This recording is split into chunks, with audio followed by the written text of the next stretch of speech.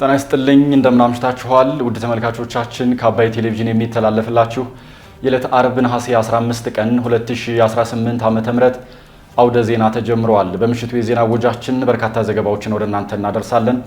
ዜናውን እየመራው ቴዎድሮስ አይቸው ከእናንተ ጋር ቆይታ አደርጋለሁ። አብራችሁን ትቆዩም በአክብሮት ጋብዛችኋለሁ። በመጀመሪያው ክፍለ ጊዜ መረጃ ጥንቅር ሰዓታችን በትግራይ ክልል እየተፈጸመ ያለው የወጣቶች አፈሳ የህወሓት ቡድን የመሸነፍ ምልክት ነው ሲሉ የባይቶና ፓርቲ ሊቀመንበር አቶ ክብሮም በርሀ መግለጻቸውን፣ ኢትዮጵያ በ76ኛው የዓለም ጤና ድርጅት የአፍሪካ ቀጠና ስብሰባ 5 ዋና ዋና አጀንዳዎችን ልታቀርብ መሆኑን እንዲሁም ኢትዮጵያና አሜሪካ በመከላከያ በብሔራዊ ጥቅምና በአፍሪካ ቀንድ ቀጠና ሰላምን ለማስፈን ስትራቴጂካዊ ትብብር ለመመስረት ከስምምነት መድረሳቸውን መገለጹን የተመለከቱ መረጃዎችን ወደ እናንተ እናደርሳለን። አብራችሁን ቆዩ።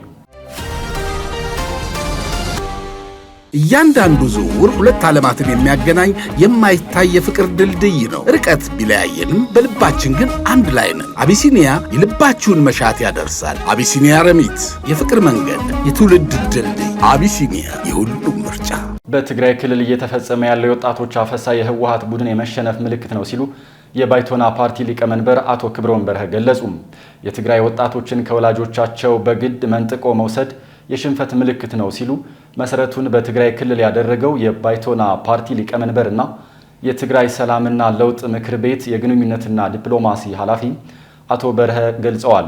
አቶ ክብሮም የህወሓት ቡድን ካጋሩ ሻዕቢያ ጋር በፈጠረው ጥምረት የትግራይ ወጣቶችን ከወላጆቻቸው በግድ እየነጠሉ ወደ በረሃ እየወሰዷቸው ነው። ይሁን እንጂ በግድ የተወሰዱ ወጣቶች በዓላማ ሊዋጉላቸው አይችሉም ሲሉም ገልጸዋል። ቡድኑ ሊያሸንፍበት የሚችለው ዓላማ ስለሌለው የሚያሸንፍበት እድል የለውም ሲሉም ገልጸዋል።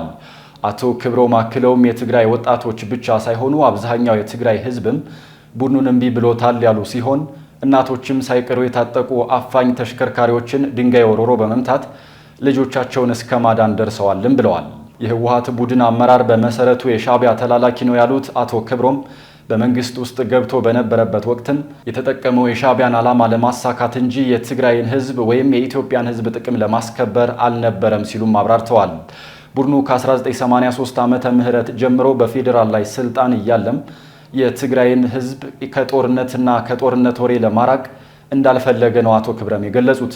የዚህም ውጤት በቀደሙት የጦርነት ወቅቶች ታይቷል ያሉት አቶ ክብሮም ከኢትዮ ኤርትራ ጦርነት በኋላም ቢሆን ከሁሉም በላይ የኤርትራን ህዝብና የትግራይን ህዝብ እየጎዳ እንኳን ጉዳዩን ለ10 ዓመታት ሳይፈቱ ሁለቱንም ህዝቦች በመዝጋትና በከበባ እንዲጠፉ አድርጎታል በማለት ለህዝቡ ጥቅም እንደማይጨነቁ አሳይቷል ማለቱን የዘገበው ጋዜጣ ፕላስ ነው።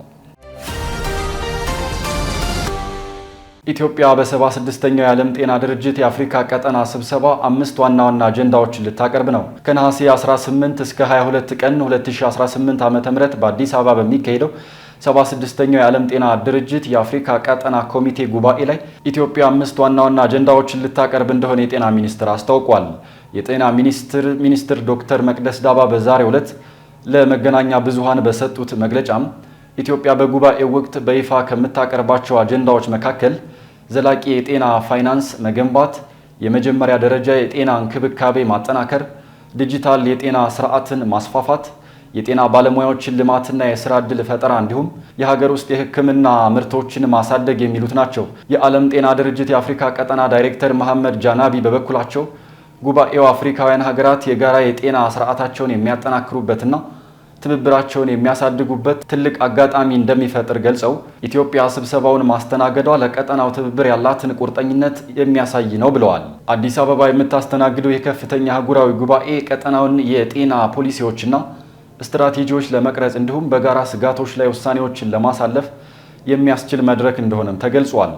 በዓለም ጤና ድርጅት የአፍሪካ ቀጠና ጽሕፈት ቤትና በኢትዮጵያ የጤና ሚኒስቴር አዘጋጅነት በሚካሄደው በዚህ አህጉራዊ ጉባኤ ላይ የ47ቱ የአፍሪካ አባል ሀገራት የጤና ሚኒስትሮች፣ ከፍተኛ ባለስልጣናት፣ አህጉራዊና ዓለም አቀፍ የጤና ተቋማት መሪዎች እንዲሁም የልማት አጋሮችን ጨምሮ ከ800 በላይ ተወካዮች ይሳተፉበታል ተብሎም ይጠበቃል። ኢትዮጵያና አሜሪካ በመከላከያ በብሔራዊ ጥቅምና በአፍሪካ ቀንድ ቀጠና ዘላቂ ሰላምን ለማስፈን ስትራቴጂካዊ ትብብር ለመመስረት ከስምምነት መድረሳቸው ተገለጸ። ኢትዮጵያና አሜሪካ በመከላከያና ደህንነት መስኮች ላይ ስትራቴጂካዊ ትብብር ለመመስረት ከስምምነት መድረሳቸውን የኢፌዴሪ መከላከያ ሚኒስቴር አስታውቋል። ስትራቴጂካዊ ትብብሩ ዘላቂ ብሔራዊ ጥቅምንና የጋራ ተጠቃሚነትን ማረጋገጥ፣ የጋራ መተማመንን ማጠናከርና በአፍሪካ ቀንድ ቀጠና ዘላቂ ሰላምና ደህንነት መረጋጋት ለማስፈን የጋራ ጥረቶችን ለማሳደግ ያለመ መሆኑን በኢፌዴሪ የሀገር መከላከያ ሚኒስቴር የውጭ ግንኙነትና ወታደራዊ ትብብር ዋና ዳይሬክተር ሜጀር ጀነራል ተሾመ ገመቹ የተመራ ልዑክ ቡድን ከአሜሪካ ጦር ሚኒስቴር አመራሮች ጋር በፔንታገን የሁለትዮሽ ውይይት ማድረጋቸው ተገልጿል። በዚህም በፔንታገን የአፍሪካ ጉዳዮች ምክትል ረዳት የመከላከያ ሚኒስትር ብሪያን ጄ ኤልስ ጋር በጋራ በተመራ ምክክር የሁለቱን ሀገራት ወታደራዊና ዲፕሎማሲያዊ ትብብሮችን ወደ አዲስ ምዕራፍ ለማሸጋገር ስምምነት መደረጉ ተጠቁሟል። የሁለቱም ሀገራት የመከላከያ ተቋማት አመራሮች የተቋሙን ትብብር ለማስፋትና ስትራቴጂካዊ ቅንጅትን ይበልጥ ለማጠናከር ከስምምነት የተደረሰ ሲሆን ስትራቴጂካዊ ትብብሩ ዘላቂ ብሔራዊ ጥቅምን ማረጋገጥ፣ በአፍሪካ ቀንድ ቀጠና ዘላቂ ሰላም፣ ደህንነትና መረጋጋት ለማስፈን የጋራ ጥረቶችን ለማሳደግ መሆኑም ተነግሯል። በሁለቱ ሀገራት የተደረሰውን ማዕቀፍ ወደ ተግባር ለማስገባትና የሁለትዮሽ የመከላከያ ግንኙነት ወደ ተሻለ ስትራቴጂክ አጋርነት ለማሳደግ ያላቸውን የጋራ ቁርጠኝነት ማረጋገጣቸውን ከመከላከያ ሚኒስቴር ያገኘነው መረጃም ያመላክታል። የተወደዳችሁ ተመልካቾቻችን እየተከታተላችሁ ያላችሁት ከአባይ ቴሌቪዥን የአውደ ዜና የመረጃ ጥንቅር ሰዓታችን አሁንም ቀጥሏል። ወደ ሁለተኛው ዙር ጥንቅራችን ስናልፍ ደግሞ የአፍሪካ ህብረት ሊቀመንበር መሐመድ አሊ ዩሱፍና በአፍሪካ ቀንድ የህብረቱ ልዩ መልእክተኛ ኦሉሴጉን ኦባሳንጆ በቀጠናዊና አህጉራዊ ጉዳዮች ዙሪያ መወያየታቸውን መገለጹን እንዲሁም ኢትዮጵያ የአባይ ወንዝ ሀብቷን ለመጠቀም ከማንም ፍቃድ አያስፈልገኝም ስትል ሰሞነኛውን የግብጽ ዛቻ ማጣጣሏን የተመለከቱ መረጃዎችን ጨምሮ ሌሎች ዜናዎችን ዘነበሉፍ እንደሚከተለው ይዟል። አብራችሁን ቆዩ። ኢትዮጵያ የአባይ ወንዝ ሀብቷን ለማልማት ከማንም ፍቃድ አያስፈልገኝም ስትል ሰሞነኛውን የግብጽ ዛቻ አጣጣለች። ግብጽ በህዳሴ ግድብ ላይ ስታሰመው የነበረውን ዛቻና የኢትዮጵያን ተጨማሪ ግድቦች ግንባታ ዘመቻ ወደ ጎን በመተው አሁን ከአሜሪካ አሸማጋይነት ጋር ወደ ድርድር ለመመለስ ፍላጎት ማሳየቷን መዘገባችን አይዘነጋም። ይህንን ተከትሎ የውሃና ኢነርጂ ሚኒስትሩ ዶክተር ሀብታሙ ኢተፋ ኢትዮጵያ የአባይ ወንዝ ሀብቷን የመጠቀምና የማልማት ሉዓላዊ መብት ስላላት ከማንም አካል ፍቃድ መጠየቅ እንደማያስፈልጋት ገልጸዋል። ሚኒስትሩ ከፐርስ ኦፍ አፍሪካ ጋር ባደረጉት ቆይታ ታላቁ የህዳሴ ግድብ የተገነባው ለኃይል ማመንጨት ብቻ እንደሆነና አዎንታዊ ሚናውን ቀጠናዊ የኤሌክትሪክ ግብይትን በማስፋት ከኢትዮጵያ ድንበር የተሻገረ ጠቀሜታ እንዳለው ገልጸዋል። ኢትዮጵያ ለጎረቤት ሀገራት ማለትም ለጅቡቲ፣ ለኬንያና ለሱዳን የኤሌክትሪክ ኃይል በማቅረብ ላይ እንደምትገኝ የጠቆሙት ሚኒስትሩ ከሶማሊያና ከደቡብ ሱዳን በኩል ያለው የኢነርጂ ፍላጎት በከፍተኛ ሁኔታ እያደገ መምጣቱን ማብራርተዋል። የአባይ ተፋሰስ የትብብር ማዕቀፍ ስምምነትና የአባይ ተፋሰስ ኢኒሼቲቭ የወንዙን የጋራ ጥቅም ለማሳደግ የተደረጉ ጥረቶች ማሳያ መሆናቸውን ጠቅሰዋል። በሌሎች ድንበር ተሻጋሪ የዓለም ወንዞች ላይ ባለው ተሞክሮ ትብብርን የሚጀምሩት የታችኛው ተፋሰስ ሀገራት ቢሆኑም በአባይ ጉዳይ ግን እንተባበር በማለት ውይይቱን በግንባር ቀደምትነት ስትመራ የቆየችው ኢትዮጵያ መሆኗን አስረድተዋል። ኢትዮጵያ ከህዳሴ ግድብ በታች የሚገኙ ሊለሙ የሚችሉ መሬቶቿን ከመስኖ ልማት ውጪ ማድረጓ ለታችኞቹ የተፋሰሱ ሀገራት ያላትን ትልቅ ግምት እንደሚያሳይ ሚኒስትሩ አክለው ገልጸዋል። ሚኒስትሩ የህዳሴ ግድብ ኃይል ካመነጨ በኋላ የሚለቀቀው ውሃ ቀጥታ ወደ ታችኛው ተፋሰስ ወደሚገኙ ወንድም ሀገራት እንደሚፈስ በመግለጽ ኢትዮጵያ ለጋራ ተጠቃሚነት ያላትን ቁርጠኝነት አንስተዋል። ሚኒስትሩ ህዳሴ ግድብን በጋራ ለማስተዳደር የሚቀርቡ ጥሪዎችን ውድቅ ያደረጉ ሲሆን ኢትዮጵያ ሌሎች ሀገራት በግድቡ ላይ ቁጥጥር የሚያደርጉበትን አሰራር አትቀበልም ብለዋል። በኢትዮጵያውያን ገንዘብ የተገነባውን ኩራታችንና ብሔራዊ ክብር ፕሮጀክታችን የሆነውን ግድብ ግንባታውን ሲቃወም የነበረ አካል መጥቶ በጋራ እናስተዳደር እንዴት ሊል ይችላል ሲሉ ጠይቀዋል። ይህ ፈጽሞ የማይቻል በፍጹም ሊታሰብ የማይችል ነው ሲሉ ሚኒስትሩ አስገንዝበዋል። የሰው ልጆች ሁሉ ህልውና በሆነ ውሃ ላይ ኢንቨስት እንዲደረግ እና በኢትዮጵያ ያለው የንጹህ አቅርቦትና የንጽህና ችግር መፍትሄ እንዲያገኝ ተጠየቀ። በዓለም አቀፍ ደረጃ ህይወት ያላቸው አካላት በሙሉ የህልውና መሰረት አድርገው የሚቆጥሩት ውሃ ላይ ኢንቨስት በማድረግ የንጹህ መጠጥ ውሃ እንዲሁም የግልና አካባቢ ንጽህና ላይ የሚታዩ ችግሮችን እንፍታ የሚል ጥሪ ቀርቧል። ይህ ጥሪ የቀረበው ዋተር ኤድ ኢትዮጵያ በውሃ ዘርፍ ኢንቨስትመንት፣ የፋይናንስ አቅርቦት፣ ቴክኖሎጂና ፈጠራ እንዲሁም አቅም ግንባታ ላይ ያተኮረ በወጣቶች የሚመራ የውይይት የውይይት መድረክ ባካሄደበት ወቅት ነው። የቅርብ ጊዜው የዓለም ጤና ድርጅትና የዩኒሴፍ የጋራ ክትትል ፕሮግራም መረጃ የውሃን ዓለም አቀፍ ችግር የሚያሳይ ሲሆን ከዓለም ሕዝብ 2.1 ወይም 25% ገደማ የሚሆነው ንጹህ የመጠጥ ውሃ አያገኝም። የውሃ ችግር ከንጽህና አጠባበቅ ጋር በተገናኘ የሚያሳድረው ተጽዕኖም የሚታወቅ ሲሆን ዓለም አቀፍ መረጃዎችም 42 በመቶ የሚሆነው የዓለም ሕዝብ ወይም ከአምስቱ ሁለቱ ተገቢውን የንጽህና አገልግሎት እንደማያገኙ ይነገራል። ይህንን መሰል ችግር ለመፍታት ከሚንቀሳቀሱ መንግስታዊ ያልሆኑ ድርጅቶች ውስጥ ዓለም አቀፍ ተደራሽነት ያለው ዋተርኤድ አንዱ ሲሆን የኢትዮጵያው መስሪያ ቤቱም ባለፉት 40 ዓመታት ገደማ ለ6 ሚሊዮን ህዝብ የቀጥታ ተደራሽ የሆነ አገልግሎት መስጠቱን ገልጿል። ዋተርኤድ ኢትዮጵያ ዛሬ ነሐሴ 15 ባካሄደው የውይይት መርሃ ግብር ላይ የውሃ ዘርፍ ላይ መደረግ ስላለበት ኢንቨስትመንት በጥብቅ ተጠይቋል። በዋተርኤድ ኢትዮጵያ የፖሊሲና የአድቮኬሲ ኃላፊ የሆኑት ምህረት ፍቃዱ ከ4 ወራት በኋላ በሚካሄደው የተባበሩት መንግስታት የውሃ ኮንፈረንስ ላይ የኢትዮጵያ ወጣቶች ስለሚያነሱት ውሃና ንጽህናን የተመለከተ የፖሊሲ ጥያቄ ጋር የተያያዘ ዝግጅት መደረጉን በተለይ ለአባይ ቴሌቪዥን ተናግረዋል። የዛሬው ፕሮግራም እንግዲህ ወጣቶችን ነው አሰባስበን ያለነው። የምንነጋገርበትም ጉዳይ የዩኤን ዋተር ኮንፈረንስ አሁን ከፊታችን ዲሴምበር ላይ ይካሄዳል ግሎባሊ እና የሀገራት መሪዎችና ኢንፍሉዌንሻል የሆኑ ሰዎች የሚገኙበት ጉባኤ ነው።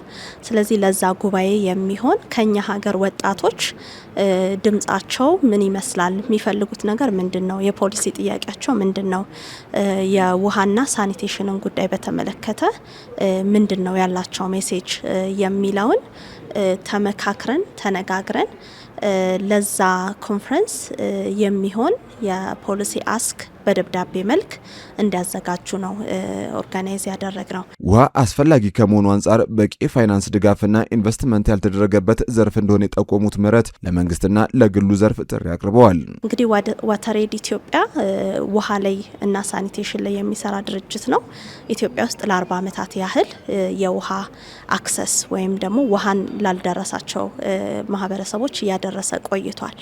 ይህንን በምናደርግበት ጊዜ ብዙ የተማርናቸው ነገሮች አሉ። መሬት ላይ ከምንሰራቸው ፕሮጀክቶች ውሃ ምን ያህል ጠቃሚ እንደሆነ ለሰው ልጅ እንደውም ሞቷችን የሚለው ምንድነው ቼንጅ ስታርትስ ዊዝ ዋተር ማለት ለውጥ ማንኛውም ለውጥ ከውሃ ይጀምራል ነው የሚለው ሞቷችን እና በእኛ ሀገርም እንግዲህ ያለው የውሃ ተደራሽነት ሁኔታ ይታወቃል። ብዙ ውሃ እንዲደርሳቸው የሚፈልጉ ማህበረሰቦች እስካሁን አሉ። ዘርፉ በተፈጥሮ ካለው ዲማንድ አንጻር አንፈንድድ ነው ወይም ደግሞ በቂ በጀት ያልተመደበለት ሴክተር ነው። ስለዚህ በደንብ እኛ የአድቮኬሲ ስራ የምንሰራው ምንድነው ውሃ ላይ ኢንቨስት እንዲያደርጉ መንግስታት ኢንቨስት እንዲያደርጉ ዶናሮች ኢንቨስት እንዲያደርጉ ፕራይቬት ሴክተር ላይ ያሉ አቅም ያላቸው የፕራይቬት ሴክተር አክተሮችም ኢንቨስት እንዲያደርጉ ነው። ምክንያቱም ውሃ ላይ ኢንቨስት ስናደርግ ብዙ አይነት ሶሉሽን ስላለው ነው። አሁን ከረንትሊ የክላይሜት ቼንጅ ኮንሰፕቶቹ ይታወቃሉ። በጣም በክላይሜት ቼንጅ ወይንም በአየር ንብረት ለውጥ የምንጠቃ አገሮች ነን። እኛም ባለፉት 5-6 ዓመታት በድርቅም በጎርፍም የሆነው ነገር ብዙ ሰው የሚያውቀው ነውና ለዛ ውሃ ትልቁ ሶሉሽን ነው ብለን ነው የምናስበው። ስለዚህ ውሃን እንደ የአየር ንብረት ለውጥን ለመከላከል የምንጠቀምበት ትልቁ መሳሪያ ብለን ነው የምናምነው። የአፍሪካ ህብረት ሊቀመንበር መሐሙድ አሊ ዩሱፍና በአፍሪካ ቀንድ የህብረቱ ልዩ መልእክተኛ ኦሉሴጉን ኦባሳንጆ በቀጠናዊና አህጉራዊ ጉዳዮች ዙሪያ መወያየታቸው ተገለጸ። የአፍሪካ ህብረት ኮሚሽን ሊቀመንበር መሐሙድ አሊ ዩሱፍ በአፍሪካ ቀንድ የህብረቱ ልዩ መልእክተኛና ከናይጄሪያ የቀድሞ ፕሬዝዳንት ኦሉሴጉን ኦባሳንጆ ጋር መወያየታቸውን የአፍሪካ ህብረት አስታውቋል። በውይይቱ ሁለቱ ወገኖች በቀጠናዊና አህጉራዊ ጉዳዮች ዙሪያ ምክክር ማድረጋቸውንም መረጃው አመልክቷል። በዚህ ወቅት የአፍሪካ ህብረት ኮሚሽን ሊቀመንበር መሐሙድ አሊ ዩሱፍ ኦሉሴጉን ኦባሳንጆ በቀጠናው ሰላምና መረጋጋት እንዲሰፍን እያደረጉት ነው ላሉ ጥረት አድናቆት ሰጥተው እንዲቀጥሉበትም ጠይቀዋል። በአፍሪካ ህብረት የአፍሪካ ቀንድ ልዩ ልዑክ የሆኑት ኦሉሴጉን ኦባሳንጆ በሰሜን ኢትዮጵያ ለ2 ዓመታት ገደማ የዘለቀው ጦርነት በፕሪቶሪያ ስምምነት መሰረት እንዲቋጭ ያደረገውን የአደራዳሪ ቡድን ከመሩ ሰዎች መሃል መሆናቸው ይታወቃል። ኦባሳንጆ ከወራት በፊትም በትግራይ ክልል ያለው ውጥረት እያየለ መምጣቱን ተከትሎ ወደ ክልሉ ርዕሰ ከተማ መቀሌ በማምራት ከህወሓት ቡድን መሪዎች ጋር በሰላም ጉዳይ መምከራቸው አይዘነጋም።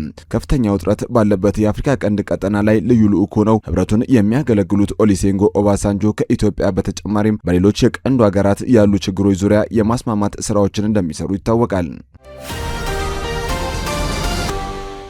በዝርዝር ወደ ያዝነው መረጃ ስናልፍ ኢራን የኢኮኖሚ ህልውናዋን ለማቋረጥ ከአሜሪካ ለቀረበባት ማስጠንቀቂያ አውዳሚ ምላሽ ይሰጣለሁ ስትል ዛተች። አሜሪካ የኢራንን አመራር ለመጣልና የኢኮኖሚ ህልውናዋን ሙሉ በሙሉ ለማቋረጥ ያለሙ በታሪኳ እጅግ ጠንካራ የተባሉ ማዕቀቦችን እንደምትጥል ካሳወቀች በኋላ ኢራን ለማንኛውም አዲስ የዋሽንግተን ዛቻም የምትሰጠው ምላሽ አውዳሚ እንደሚሆን ገልጻለች።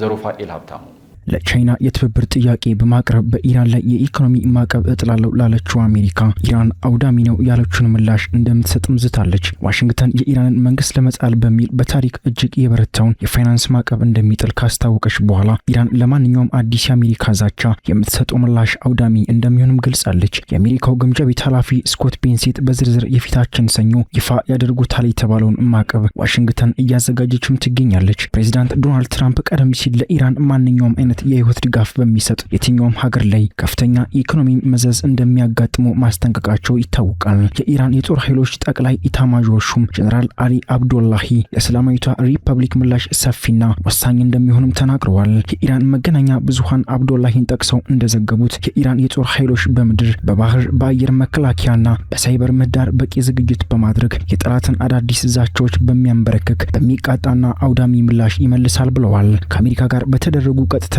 ያልሆኑ ድርድሮች የኢራን ዋና ተደራዳሪ የሆኑት የፓርላማው አፈ ጉባኤ መሐመድ ባቂር ቃሊባፍ ዋሽንግተን በቀጥተኛ የጦር ግጭት ማሸነፍ እንደማትችል የተረዳች ይመስላል ብለዋል። አፈ ጉባኤው መሐመድ ባቂር ኢራቅ በተገኙበት ወቅት አሜሪካና እስራኤልን በኢኮኖሚና በአእምሯዊ ጦርነትም ከሰዋል። አክሎም እነዚህ ፍትሃዊ ያልሆኑ ማዕቀፎች ለማሸነፍና ለመቋቋም የሚያስችሉ እቅዶችን ማውጣት አለብን ሲሉም አሳውቀዋል። አሜሪካና ኢራን ወደ 6 ወር ገደማ የተጠጋውን ግጭት ለማቆም በሚል የሆርሙዝ ወሽመጥ የባህር መርከቦች እንቅስቃሴን እንደገና እንዲጀምር የሚያስችሉ የሐምሌና የሰኔ ወር የተኩስ አቁም ስምምነቶችን 2 ጊዜ ይፋ ያደረጉ ቢሆንም ሁለቱም ስምምነቶች በፍጥነትም ፈርሰዋል። ቤንሴት ከሲኤንቢሲ ጋር ባደረጉት ቃለ ምልልስ በኢራን ላይ ምን ለማድረግ እንዳቀድን በግልጽ እናገራለሁ ሲሉም በፊታችን ሰኞ ጋዜጣዊ መግለጫ እንደሚሰጡም ተናግረዋል። አጋሮቻችንና ቀሪው ዓለም ውሳኔ የሚሰጡበት ጊዜው አሁን ነው ያሉት ቤንሴት በሐምሌ ወር በኢራን ላይ እንደገና የተጣለውን የባህር እገዳና በታሪክ እጅግ የበረታውን ማዕቀፍ እንዳጣማሪ ድብደባም ገልጸውታል።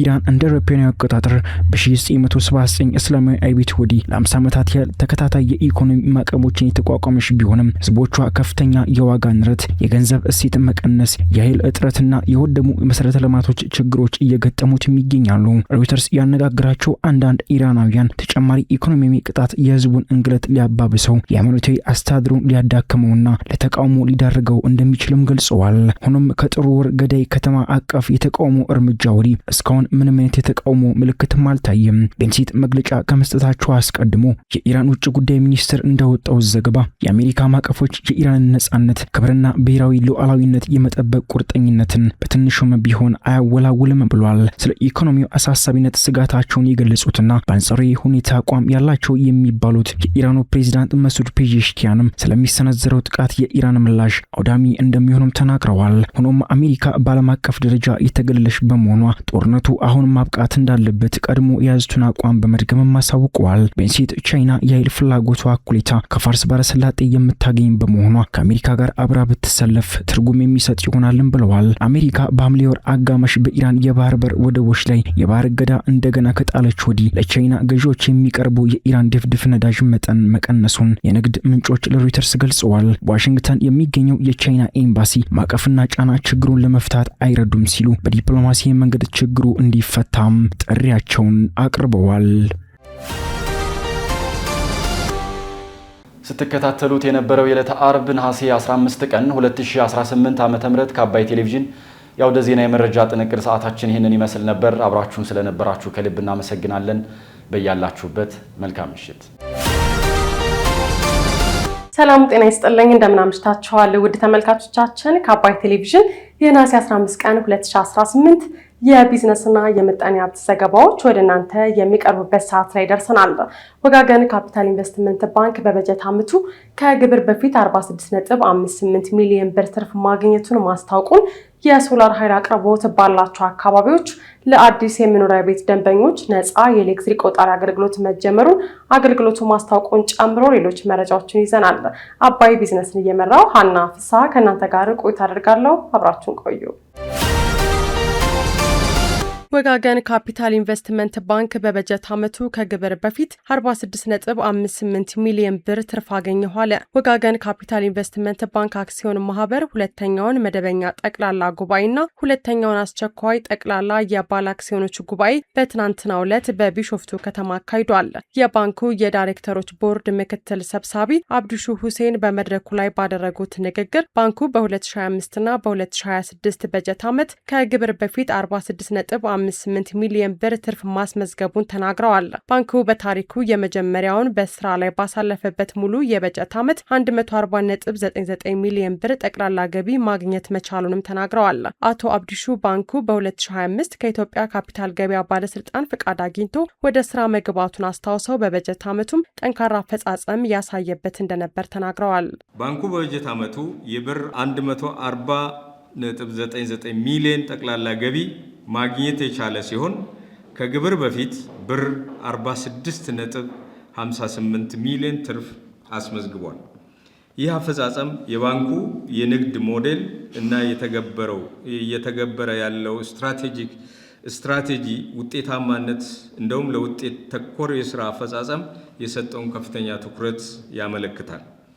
ከፋይናንስ ነክ መለኪያዎች ባሻገር ባንኩ በአማካሪነት ስራ በቁልፍ የኢኮኖሚ ዘርፎች ለተሰማሩ 22 ተቋማት አገልግሎት በመስጠት በአጠቃላይ ብር 175.3 ሚሊዮን የኮንትራት ዋጋ በማግኘት እጅግ አበረታች ውጤት አስመዝግቧል። በማማከር ስራ የተመዘገበው ውጤት የመዋለ ነዋይ ሰነዶች በኢትዮጵያ ካፒታል ገበያ ባለስልጣን ምዝገባና ካፒታል ማሳደግ ተግባራትን ያካተተ ሲሆን ደንበኞች ወጋገን ካፒታል አማካኝነት የአማካሪነት አቅም ላይ ያላቸው እምነት እያደገ መምጣቱን ያሳያል።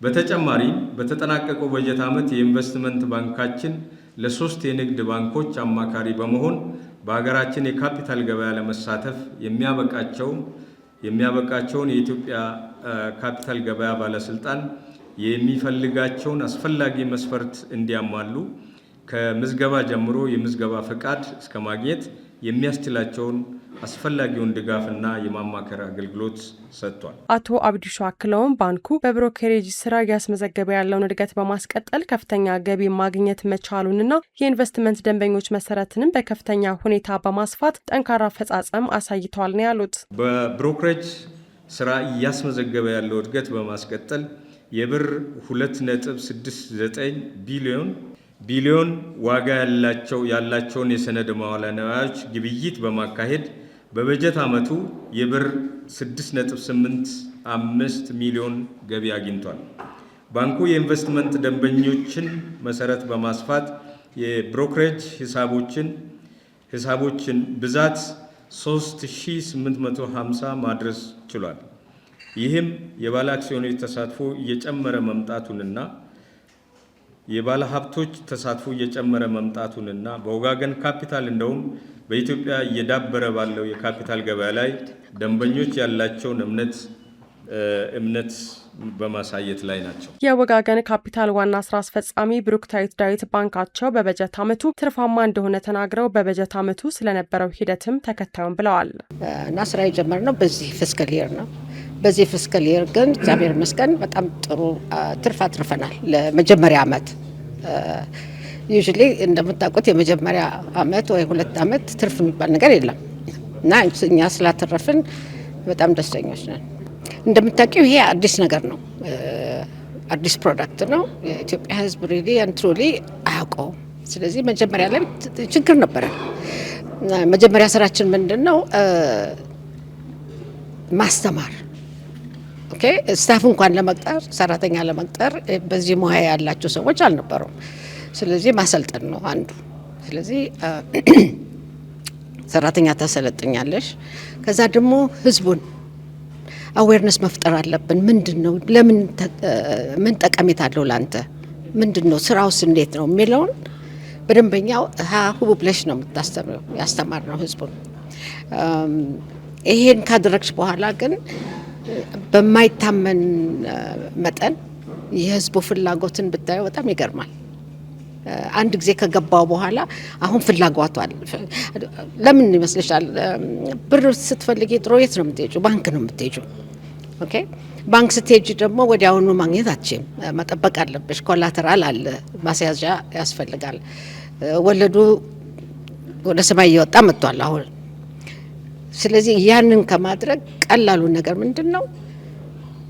ካፒታል ማርኬት ገበያ ውስጥ መግባትና የፈለግሽውን ያህል ገንዘብ ለመሰብሰብ ሬዝ ለማድረግ የምትችይበት እድል ነው አሁን ያለው። በጠቅላላ ጉባኤው እንደ አውሮፓውያን አቆጣጠር ለ2025 እና ለ2026 የፋይናንስ ዓመት ለባለ አክሲዮኖች ሊከፋፈል የሚችለውን 100% ትርፍ በመብት ሽያጭ አማካኝነት ለነባር ባለ አክሲዮኖች በድርሻ መጠናቸው መሰረት ወደ ካፒታል እንዲቀየር የቀረበውን ሀሳብ ከተወያዩ በኋላ በአብዛኛው ድምጽ ምክር ሀሳቡ የጸደቀ ሲሆን ትርፉን በጥሬ ገንዘብ መውሰድ የሚፈልጉ ባለ አክሲዮኖችም መብታቸው እንደተጠበቀ ይሆናል ተብሏል።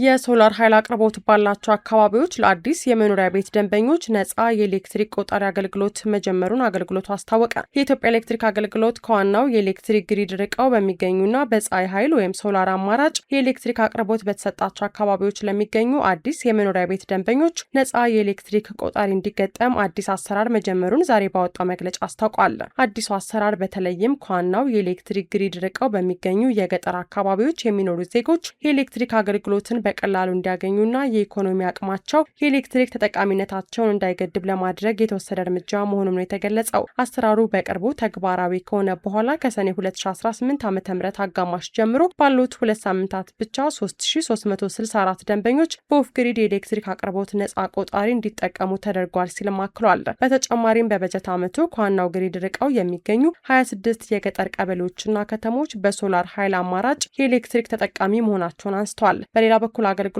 ከዋናው የኤሌክትሪክ ግሪድ ርቀው የሚገኙ የገጠር ከተሞችንና ማህበረሰቦችን በሶላር ኃይል የኤሌክትሪክ ተጠቃሚ ለማድረግ ባከናወነው የእስካሁኑ ስራ 54 የሶላር ኃይል ማመንጫዎችን በመገንባት ከ11 ሺህ በላይ አባወራዎችን የኤሌክትሪክ ተጠቃሚ ማድረግ እንደተቻለም ገልጸዋል። ከዚህ በተጨማሪ የዜጎችን በአንድ ጊዜ የመክፈል አቅም ችግር ለመቅረፍ ከዋናው የኤሌክትሪክ መረብ ጋር ለተገናኙ ደንበኞች ቆጣሪ በረጅም ጊዜ የክፍያ አማራጭና ከወለድ ነጻ በሆነ መንገድ እንዲያገኙ አገልግሎቱ ማመቻቸቱን አስታውሷል። የኢትዮ ቻይና ስትራቴጂካዊ አጋርነት ለቻይና አፍሪካ ትብብር ትልቅ ተምሳሌት መሆኑን ቻይና ገለጸች። የኢትዮጵያና ቻይና በሁኔታዎች የማይለዋወጥ ስትራቴጂካዊ አጋርነት በቻይናና አፍሪካ መካከል የጋራ ተጠቃሚነት ለመገንባት በሚደረገው ጥረት ውስጥ ትልቅ አስተዋጽኦ እያደረገ ይገኛል ሲሉ በኢትዮጵያ የቻይና አምባሳደር ቼን ሃይ ገልጸዋል። ሁለንተናዊ ስትራቴጂካዊ ግንኙነቱ ቻይናና ኢትዮጵያ በሁሉም አጋጣሚዎች አብረው የሚቆሙበትና በጋራ የሚሰሩበት ማዕቀፍ መሆኑን አምባሳደሩ ከኤዚያ ጋር ባደረጉት ቆይታ ገልጸዋል። የሁለቱ ሀገራት ግንኙነት ወደ ሁለንተናዊ ስትራቴጂካዊ አጋርነት ከፍ ማለቱ የዓለም አቀፍ ትብብርንና የጋራ እድገት አቅምን የሚያንጸባርቅ ከመሆኑም በላይ ለቻይናና አፍሪካ ግንኙነት መጠናከር እንደ ዋና መሰረት እንደሚያገለግል ተናግረዋል። ግንኙነቱ ከተለመደው የዲፕሎማሲ ወሰን በመሻገር በጽኑ ፖለቲካዊ እምነትና በጠንካራ ወዳጅነት ላይ ወደ ተመሰረተ ሁለገብ አጋርነት ማደጉን አመልክተዋል። በቅርብ ዓመታት በሁለቱ ሀገራት መሪዎች መመሪያ አማካኝነት ቻይናና ኢትዮጵያ በፖለቲካውና በኢኮኖሚው ዘርፍ በጋራ እየሰሩ ነው ብለዋል። የሁለቱን ሀገራት ህዝቦች ተጠቃሚነት ለማረጋገጥም ይበልጥ ትብብራቸውን እያጠናከሩ መሆኑን አንስተዋል። ሁለቱ ሀገራት የደቡብ ንፍቀ ዓለም ድምጽ መሆናቸውን ገልጸው በብሪክስ ማዕቀፍ ውስጥ የነቃ ተሳትፎ እያደረጉ እንደሚገኝም አምባሳደሩ አመልክተዋል። በእነዚህ መድረኮች አማካኝነት ቻይናና ኢትዮጵያ በዓለም አቀፍ ጉዳዮች ላይ የጠበቀ ትብብር እንዳላቸው ጠቅሰው ፍትሐዊ የዓለም ስርዓት እንዲሰፍንም በጋራ እየሰሩ መሆኑን ተናግረዋል። ይህ አጋርነት በረጅም ዘመን ታሪካዊ ወዳጅነት ላይ የተገነባ መሆኑን የጠቆሙት አምባሳደሩ አሁን ላይ የዘመኑን ጥያቄዎች በሚመልስ ፈጣን የእድገት ምዕራፍ ውስጥ እንደሚገኝ አብራርተዋል ሲል ዘገባው አክሏል። ኢትዮጵያና ቻይና ዲፕሎማሲያዊ ግንኙነታቸውን የጀመሩት እንደ አውሮፓውያን አቆጣጠር በ1970 መሆኑን መረጃዎቹ ያመለክታሉ። የዕለቱ የቢዝነስና የምጣኔ ሀብት ዘገባዎች የተከታተላችሁትን ይመስሉ ነበር። አብራችሁን ስለቆያችሁ ከልብ እያመሰገን በያላችሁበት መልካም ምሽት